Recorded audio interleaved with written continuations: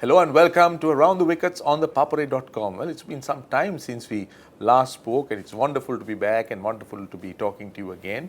But it's a bit sad that we need to come to you at a time when Sri Lanka cricket hasn't done too well and the World T20 didn't go as all of us expected, or shall we say, didn't go to plan. But from a cricketing point of view, there were quite a few positives that emerged in that World T20, and the first positive was what it did to cricket. Now, personally, on a personal note, I thought the first game was a bad advertisement, particularly the game between India and New Zealand at Nagpur, when the ball was turning so much. As we know, T20 cricket is all about entertainment.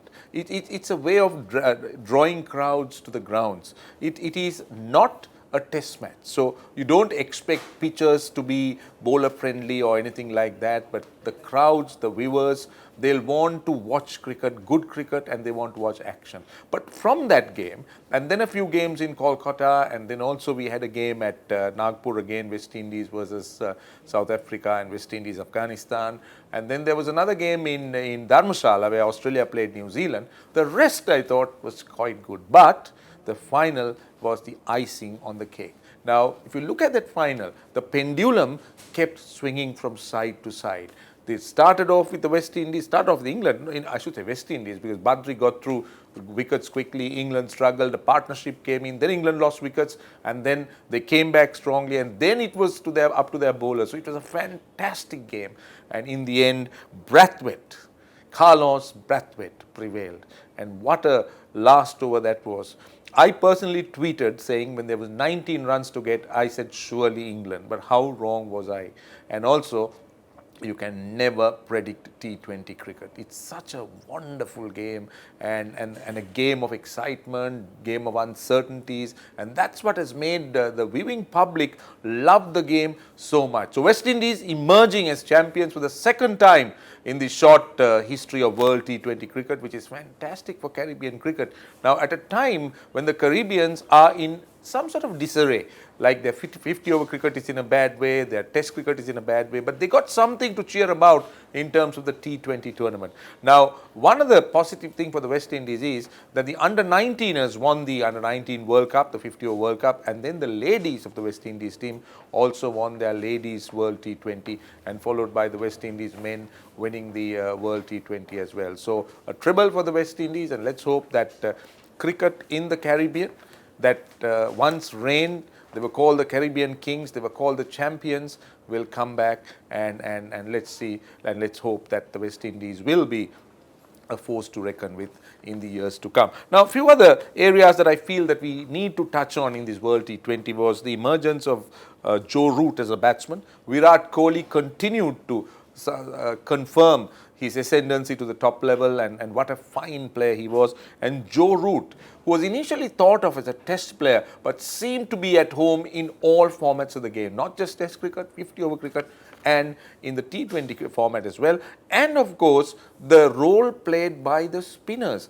Now, particularly the leg spinners. Now, if you did see, there were different kinds of leg spinners. For example, Samuel Badri was never the orthodox leg spinner. He would bowl with a front-on action with a very straight arm and wouldn't turn the leg break that much. Very, very effective in the power plays. Then there was Imran Tahir. Then there was Rashid Khan, another unorthodox leg spinner who used to bowl a lot of top spin and googlies. Adil Rashid. Then there was Sodhi, and Sri Lanka's own Jeffrey van der Sey. So interesting times for the spinners. Now, when T20 cricket was first introduced, lots of people thought that this might be the end of spin bowling. But on the contrary, the spinners seem to be winning games for their respective teams. So, the World T20, which started off with a 6 of the first ball, ended with a 6 as it finished. With, I still remember Martin Guptill hitting the first ball for a 6 and then getting out, hitting Ashwin, and then Carlos Brathwaite, as I said, finishing it off with a 6. Well, that's as far as the World T20 tournament was concerned. Now, what about Sri Lanka's performance? Now, this is the first time that Sri Lanka did not enter the knockout stage since 2009. Now, World T20 has been their cup of tea, 50-over cricket has been their cup of tea, but the Sri Lankans seem to struggle rather unfortunately, which was indeed very bad and unfortunate, as I said. And also the other problem for the Sri Lankans was their inconsistency in batting. Now, this is at this point, I like to dwell a little bit more about the Sri Lankan batting. Now, two players that have been spoken of regularly at the moment are Lahiru Thirimanne and Dinesh Chandimal. Now, these were the two players who were thought of as the next big things when Mahela Jayawardene and Kumar Sangakkara retires. Now, I want you to take a minute and listen to what I say and try and analyze it yourself and see whether my argument makes sense to you. Now, if you take a batsman's career and if you have a graph, now if you draw a line in terms of his achievements as a batsman, you would look at every batsman's career and you would have a straight line which is his average, and then you can also have one or two dips, but generally a batsman's graph, his career graph generally tends to go up, and or otherwise it tends to maintain a certain average. Now, any batsman worth his salt would go through that situation. Now, we are talking of Dinesh Chandimal, who got a magnificent 100 at Lords, where all the English commentators are raving about him. What about Lahiru Thirimanne? I saw him getting off a flight in Sydney and get a 90 the next day against Mitchell Johnson and their Australian lineup. That was really driving fear into the Sri Lankan batting. He batted at number 3. He was the man of the series in the Asia Cup. He scored runs in the 2015 World Cup in Australia and New Zealand. Now, my point here is neither of these batsmen have an issue with class or quality. Then what's their problem? Why is their career dipping? Why are they on a downward trend? Why are they going down the precipice? Who is responsible for this? Now, if dropping is the answer, whom do they replace these two with? I'm not saying that these are indispensable, but the point is, in this World T20, with the exception of, say, Dilshan and Angelo Matthews, none of the other batsmen performed. And I can't see any youngster or any player that excites the cricket world who could come in and replace the existing list of players, with the exception of Kusal Perera, of course. So in that case, if dropping is the answer, Sri Lanka will have a long list of cricketers who are blooded and dropped. Now, my opinion is there is a little bit more than really dropping a player. I don't think that these players lack quality. They are talented. What the Sri Lankan authorities need to take a closer look is the management approaching them properly, the team management? Is the coaching done properly? Is the team environment good? Are the players happy? Are they confident? And do they go out to bat with a free mind? Now, when I saw these players batting in the World T20, I thought they didn't look free at all. They seem to be under immense pressure.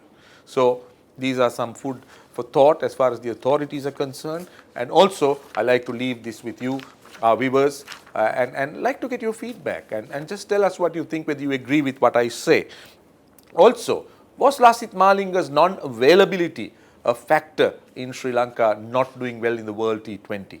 Now, that I think is, but if he was injured, Sri Lanka lacked a good death bowl. And also I felt that they added insult to injury by playing 3 bowlers when Sri Lanka needed at least 4 regular bowlers and plus the mix that could have defended the score. But, well, these are things that we could criticize from outside the boundary, from hindsight, but definitely a team going into a T20 would need at least 4 frontline bowlers, which in most cases Sri Lanka did not have. So, well, that's as far as the history is concerned, and that's as far as the World T20 is concerned. Now, so what next for Sri Lanka going forward?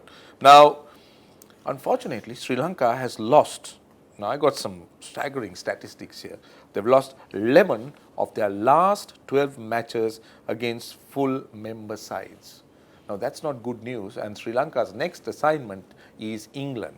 Now, anyone who knows England, May and June is a time where the ball tends to swing, and unless you know how to play on those English pitches, and unless you know, as Jeff Boycott would say, watch the ball, wait till it's under your eyes, and as long as you know where your off stump is and you know your technique, in May and June, I'll tell you, it's going to be really tough against the likes of Anderson and Broad and the rest of the England lineup. So the Sri Lankan batsmen who will be selected on that tour will have to be at their best going into this England series, because that's another challenging series where a batsman's technique will be questioned a lot by quality England fast bowlers. And the other thing is, what about Kusal Perera? Now, we do know that he's under a cloud, he's having an issue, and we are hoping that the Sri Lankan cricket authorities will be able to get Kusal Perera cleared and get him back playing as soon as possible, so that Sri Lanka needs that impetus at the top, and particularly to open with Tilakaratne Dilshan, and that was an area that the Sri Lankans lacked in that last World T20. And it's also time that the Sri Lankans keep looking at some of the young cricketers that have emerged. Some good young cricketers, I must say. Well, the list is too long, but there are some very promising young cricketers. But what I feel is they need to be gradually eased into the highest level. Let them first play A-team level, let them first play emerging cricket, emerging A-team, and then to the national team, because rushing them could mean that Sri Lanka might lose those cricketers. And also, Sri Lanka will have to be mindful of some of their cricketers who are now reaching a stage where they might retire. Now, Tilakaratne Dilshan, who's been one of Sri Lanka's successors in this World T20, might very well call it a day because he's almost 40. And what about life after Rangana Herath? Who would get you wickets, particularly in Test cricket? So these are areas that the Sri Lankans will have to try and work on. They will have to use Dushmantha Chamira very sparingly and very judiciously, and the spin, hopefully with Jeffrey Van der Sey stepping up and leading the spin bowling department, the Sri Lankans will have to work around them. And the next big question is, we do know that Aravinda De Silva and Kumar Sangakkara had specifically told Sri Lanka cricket that they will be available only for 30 days in the selection committee. So what happens to the selection committee after that? Who will be the next set of selectors? Who will be the chairman?